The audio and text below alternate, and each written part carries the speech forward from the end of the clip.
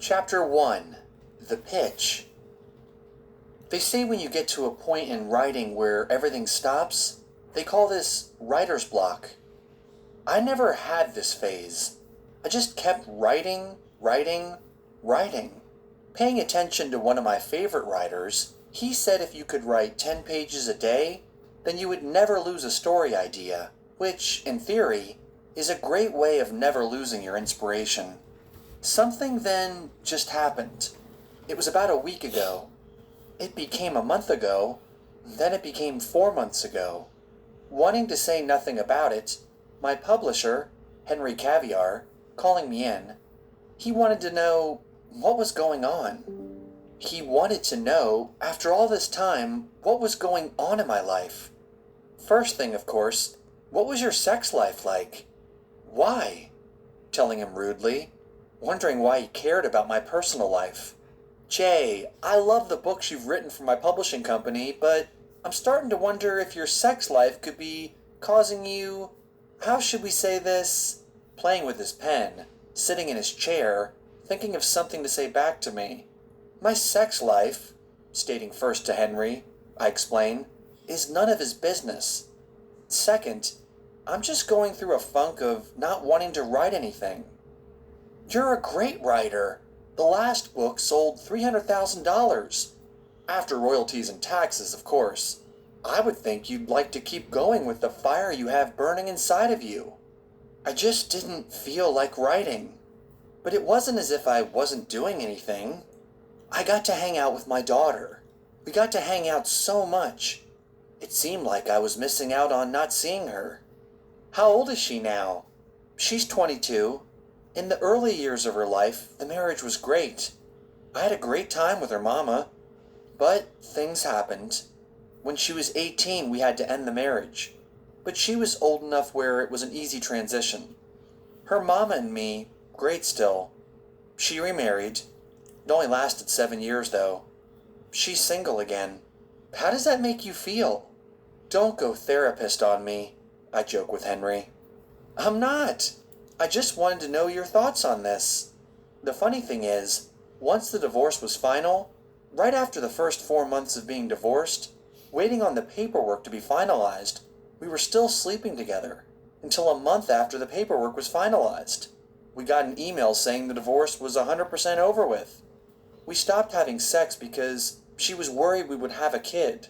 Did you want another kid? I kinda did, but we never had the funds or the time. Once the divorce had been finally over with, paper-wise to the state-wise, we stopped seeing each other. Things got weird because we were no longer in each other's lives, except for being in our daughter's life. But it was more like, if I wanted to see my daughter, I texted her. We hung out. It was just me and her. Never where her mom joined us. I didn't think about it until one day in my dreams, I came up with the idea for Mother's Wronged, and I wrote it in 3 weeks. I remember you emailing me, telling me you had a great story you wanted to talk about. I took the chance with you, my friend. You see, it took 15 years of marriage, ending. 8 months later, I became a writer. It felt as if God was giving me the next chapter in my life to start on, becoming a writer. What's with the writer's block? It's not writer's block. It's just more of taking time to enjoy the success of my success. My inspiration for my writing blockbusters was when I heard a story about Stevie Wonder and how he had 4 straight #1 albums in a row. And he said he didn't intend for those 4 albums to be 4 #1 straight records. Which albums? Henry wondering. Music of My Mind, 1972. Talking Book, 1972. Inner Visions, 1973. First Finale, 1974. All racing to #1, hit after hit. That's my dream of writing, where a string of books keep flowing, but from a writing perspective. I want to be like this. I loved hearing Talking Book. It has to be one of the great albums of the century. I miss how many albums you must listen to, because you're missing the great extra songs leading up to that one great song. Like what? Van Halen, I say, saying proudly about. Van Halen, which song? The song Intruder, track number 5. You listened to that song before being blown away with Pretty Woman. Oh yeah, this is a good one. Go Judas Priest song number 1, The Hellion. Then it goes right into Electric Eye.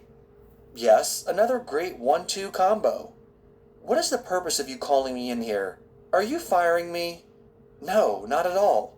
I was wondering when the next story you were going to write about. I was wondering if maybe you wanted to get inspired again. I'm listening, looking at Henry, wondering what his mind was thinking about. You were in the Navy, right? Like, how many years ago you've been out since? I've been out almost 19 years now. I thought you might write a book about your adventures eventually, but not once have you written about it. I just don't think about the past. The past is the past. Was there a bad memory you wanted to forget? No, nothing like that. I had a great time. Traveled the world, saw things that were stuff you would never see in a history book, an Instagram post, a reel maybe. You just had to be there, being there to experience it all. You just had to be there. Is there a place you remember where you had all the fun? Like a place you would reminisce in your head as the best place you had fun in. In my head, I thought of all the places I went to, but out of all the places, the peace, the place where everything seemed so calm, it would have to be either Hawaii or Singapore. What are you thinking about? Henry catching me daydreaming. I was just thinking about Hawaii or Singapore. Those places are oversaturated with tourists. How do you know this? Laughing when asking. Let me explain. Hawaii, first, too many tourists, too many beaches. Well, just one circle of a beach where you're driving around in a circle, minus the homeless people all around, because Hawaii is not the Hawaii from the Elvis Blue Hawaii movie.